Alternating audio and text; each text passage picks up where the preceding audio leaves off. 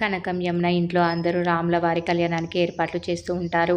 వసుధ యమున దగ్గరికి వెళ్ళి, వదిన, ఇంట్లో శ్రీరామనవమి చేస్తున్నారు కదా, వదిన పీటల మీద ఎవరిని కూర్చోపెడతావు అని అడుగుతుంది. సహస్ర విహారీలు కలిసి వ్రతం చేస్తే లక్ష్మి బాధపడుతుంది అని తెలీదా అని అడుగుతుంది. లక్ష్మి గురించి నేను ఆలోచించడం లేదు అనుకుంటున్నావా? నువ్వు లక్ష్మి వైపు మాత్రమే ఆలోచిస్తున్నావు. సహస్ర కూడా నీకు కూతురు వరసే, నాకు మేనకోడలు. అలా అని నేను సహస్రకు లబ్ధి చేయడం, లక్ష్మికి అన్యాయం చేయాలని కాదు ఈ ఏర్పాట్లు చేసింది. సహస్ర గర్భవతి, విహారి తప్పు చేయడం లేదు అన్న సహస్ర ఇంటి వారసుడిని కడుపులో మోస్తుంది అన్నది నిజమే కదా, ఈ ఇంటి కోసమే ఇన్ని చేస్తున్నాను అని చెప్తుంది. లక్ష్మి విషయంలో నాకు బాధగా ఉంది, కానీ ఇంటి కోడలుగా నా బాధ్యత నేను చేయాల్సి వస్తే నా పని నేను చేయాలి కదా అని అంటుంది. ఇక విహారి లక్ష్మి దగ్గరికి వెళ్ళి, ఏం చేస్తున్నావు అని అడుగుతాడు. మన ఇంటి పనే కదా విహారి గారు అని లక్ష్మి అంటుంది. నువ్వు నా పక్కన లేకుండా నేను రాముల వారి పెళ్లి చేయలేను అని విహారి అడిగితే, చెయ్యాలి విహారి గారు, తప్పదు అని లక్ష్మి అంటుంది.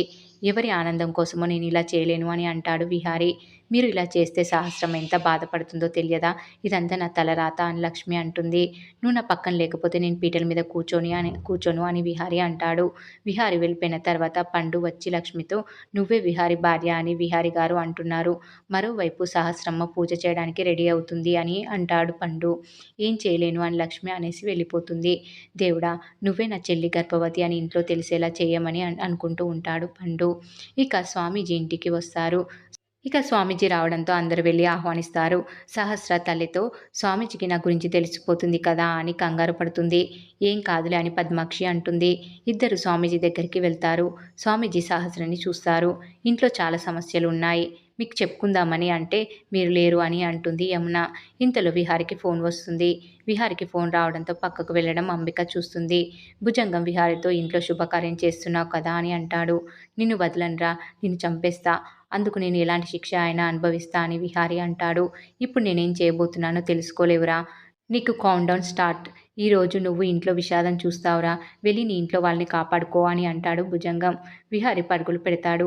అంబిక మొత్తం చూసి, విహారి ఎవరితో అంత ఆవేశంగా మాట్లాడుతున్నాడు, వాడెవడై ఉంటాడు, వాడెవడో తెలిస్తే నాకు ఉపయోగపడతాడు, వాడు ఎవడో తెలుసుకోవాలి అని అనుకుంటూ ఉంటుంది. ఇక అంబిక సుభాష్కి కాల్ చేస్తుంది. విహారి విషయంలో చాలా డౌట్గా ఉంది. టెండర్ విషయంలో టెండర్ మాకు రాకుండా చేసింది విహారీనే. విహారీని ఎవరో ఫోన్లో బెదిరిస్తున్నారు, వాడు ఎవడో మనం తెలుసుకోవాలని అంబిక చెప్తుంది సుభాష్కి.